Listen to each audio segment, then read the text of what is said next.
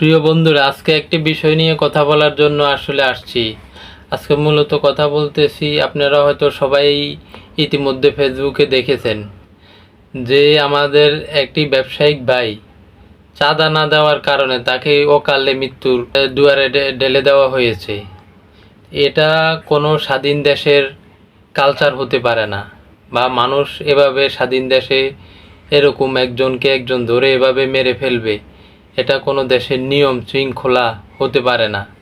আজকে এই বিষয়টা নিয়ে সবাই আসলে প্রতিবাদ জানাচ্ছে।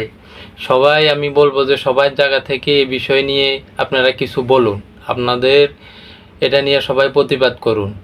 এবং কি প্রশাসনের দৃষ্টি আকর্ষণ করছি, আপনারা এই বিষয়টা নিয়ে ভালোভাবে করেন, আগান, এবং কি এটা সুস্থ একটা বিচার আমরা চাই এ দেশে। কারণ যেই দেশে একটা ব্যবসায়িক ভাই নিরাপদ না, সে দেশে আমি, আপনি, আমরা 10 জন কিভাবে নিরাপদ থাকবো, কিভাবে আমরা নিরাপত্তা পাবো? এখন তো সে বুঝতেছি যে আমরা নিরাপত্তাহীনতায় ভুগতেছি এ দেশে আসলে মানুষ কি পাচ্ছে, কি চাচ্ছে আর কি পাচ্ছে? আমরা কি এই দেশ স্বাধীন দেশ? এটা কি কোনো স্বাধীন দেশের নিয়ম হতে পারে?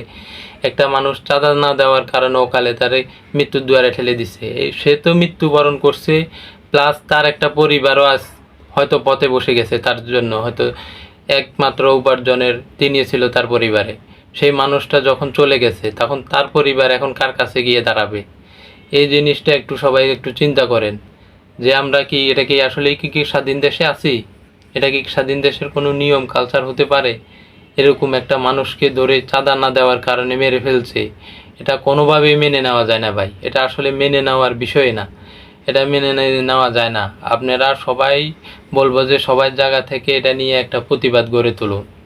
এবং কি প্রশাসনের দৃষ্টি আকর্ষণ করছি, আপনারা এটার একটা সুস্থ বিচার চাই আমরা। এভাবে একটা স্বাধীন দেশের নিয়ম কালচার, এটা কোনো স্বাধীন দেশের নিয়ম কালচার হতে পারে না। এটা নিয়ে সবাই জোরালোভাবে প্রতিবাদ করুন। আমি সবাইকে বলবো, আপনারা জোরালোভাবে এটা নিয়ে রাস্তায় নামা, প্রয়োজন হলে আমরা প্রয়োজনে রাস্তায় পর্যন্ত যেতে রাজি আছি, কিন্তু এটা একটা স্বাধীন দেশের নিয়ম কালচার হতে পারে না। সবাই সবার জায়গা থেকে প্রতিবাদ করুন। ধন্যবাদ সবাইকে।